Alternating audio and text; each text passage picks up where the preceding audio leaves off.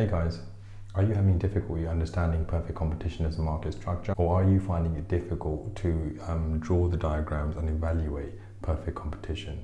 If so, these are some of the issues that we're going to be talking about today, so stay tuned.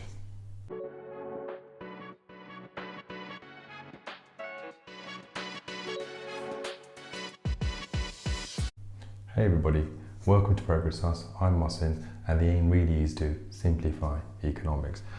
We're looking at perfect competition today and how to evaluate it, and we're going to try to do this so that you guys basically have an idea of how to draw the diagrams and really how to evaluate this, so that if you're asked it in an essay, you'll be able to give real good detail on the perfect competition market structure. So the first place to really start is with the definition for perfect competition. Very briefly, and also very importantly, when you're defining perfect competition, it's perfectly fine to include some of the assumptions. So a classical definition of perfect competition market structure, where there are many buyers and sellers, there's a freedom of entry and exit into the market, and there's perfect information. What I think is really important that you should include is also that in the long run in perfect competition, both productive and allocative efficiency are produced. Very quickly, let's go through the assumptions that I'm sure you've learned in lessons, okay? And the first one is that there are a large number of buyers and sellers. It's fairly easy to understand. Many buyers and many sellers can enter the market, okay? So there's not just one firm in the market, there's not just one buyer in the market, i.e. monopoly or monopsony. The second assumption is quite an important one, that all the firms in the market are selling homogeneous goods, okay? They're selling the same type of good. Consumers can't differentiate from the type of good, so literally they are the same in terms of packaging, branding, size, shape, color, etc. Okay, and that's quite important to understand as an assumption for perfect competition. The third assumption is that there's free entry and exit of firms into the market, okay, and out of the market as well. So there's no cost of entering the market in perfect competition. There's no cost of leaving the market. So if firms choose to enter because profits are being made, there's no cost for them to do that, okay? There's no initial payment costs or fees that they have to pay. There's no penalties if they leave, for example. It's totally free entry or exit into the market, which makes it easier for firms to come in. The next assumption is that is perfect knowledge. Information is readily available for both buyers and sellers. So buyers can find out the prices quite easy by going into shops for the same product and checking those prices, or even looking online. Sellers, same thing, they can see competitor prices. What we're saying is that information is readily available, and so prices can be determined by both buyers and sellers fairly easily.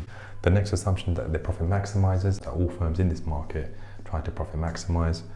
Finally, what we're saying is that because there's freedom of entry and exit into the market, that all firms are basically price takers, which essentially means if they accept the market price, then they have a perfectly elastic demand curve, which is a horizontal demand curve, as you can probably see from the diagram.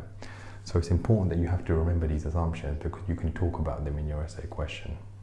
And we're going to try to evaluate perfect competition as a diagram, and this is really important. You would have to draw this diagram if you are evaluating, okay? And if you have an essay question such as even a monopoly essay question, where you might be looking at comparing market structures or talking about the strengths and weaknesses of a monopoly, the perfect competition could still be used to compare.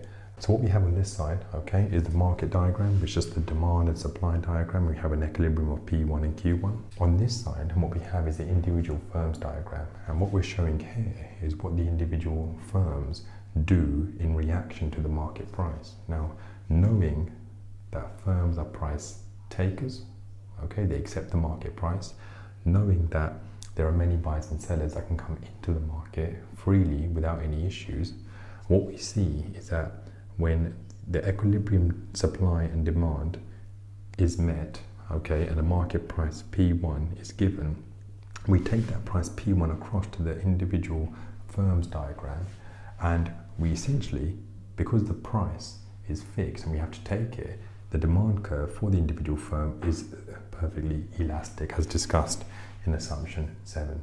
Okay, it's just a horizontal line, and that is the demand curve. The price is the demand, okay, and that's from the assumption that we're price takers. What we also notice very importantly is that not only is the price equal to the demand curve, the horizontal line, but also the demand curve is the marginal revenue and the average revenue. So So the marginal revenue is the additional revenue generated by increasing your output by 1 unit. And what we're saying there is that because the price is fixed, the marginal revenue is also going to be fixed at that same value. The change in marginal revenue is the same as the price. With average revenue, the same thing occurs there. With average revenue, which is the total revenue divided by output, the total revenue obviously is, the price is fixed, so the total revenue is going up by the same amount. So for example, if the price was £5 and your quantity goes from 1 to 5, your average revenue, okay, the change in it is going to be the difference, which in this case is just going to be the price. So it's really important to understand that the price, okay, is equal to the demand curve, it's also equal to the marginal revenue curve, and it's also equal to the average revenue curve. Okay? Then you do your marginal cost curve, which is the blue line, and you draw in your average cost curve. And what we need to do now is establish the point of profit maximization that occurs where MC equals MR. Okay, that is our profit maximizing point. If we find that on the diagram, we can see that MC is here, and the marginal revenue curve, which is also the demand and the average revenue curve, and the price is just on the red line there. So where these two cross is where you have the point of profit maximization. So what we need to do now is establish what the costs are to the firm. So you can bring this down to the output point Q1.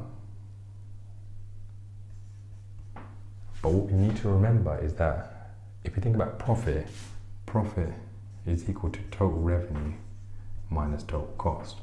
So we have the revenue because we've got price times quantity, so it's this rectangle box here, okay? But what we don't have is the cost. The way we work out the cost is by bringing our point of profit maximization, MC equals MR, down to the cost curve, which is just there, the AC curve. We highlight that, okay? And you bring that across.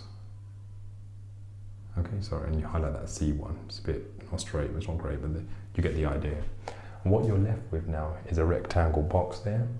You shade that rectangle box in just to make it very clear to the examiner that you've just found the region of profit, and you label that supernormal profit. And there you have it, supernormal profit in the short run. And please do remember, this is all happening in perfect competition, but it's happening in the short run. Okay, remember the definition for perfect competition in the long run is that eventually it is allocatively and productive efficient. Okay, this is the short run because this is what initially has happened in the market, and from this point what you now need to do is show what happens in the long run. Okay, but before we go on to that, what you should quickly do is just talk about the efficiencies here. Okay, so you have allocative efficiency, you have productive efficiency, and you've got dynamic efficiency. And what we're saying is, does perfect competition in the short run have any of these types of efficiencies, which is really important for any evaluative work that you're going to do in your essays. Allocate efficiency is where price equals marginal cost. So what you need to do is look at your diagram and find if the point of output or production is actually where price equals marginal cost. So here's your price, here's your marginal cost curve, okay, just there. So does the price equal the marginal cost? To the point of output, price equal marginal cost? The answer is yes, it does. You can see that price is equal to, is on the marginal cost curve. Is it productively efficient? So is this firm producing on the lowest point of its average cost curve? Well, we've just seen that the point of production is there, where MC equals MR. It's where price equals marginal cost. But this is not on the lowest point of the average cost curve. That point is over there, okay? So it does not have productive efficiency. Does it have dynamic efficiency? The condition for dynamic efficiency essentially is that the firm has to be making some type of abnormal profit, supernormal profit, which it is in this case. But the firm can choose to either use those supernormal profits to invest in innovation and research and development, which would then make it dynamically efficient, or they could choose to use those profits and pay shareholders and use them as dividends or respend it somewhere else, which would not make them dynamically efficient. The answer really should be yes, it can be. Okay, and then you explain why. And that's the evaluation of short run perfect competition.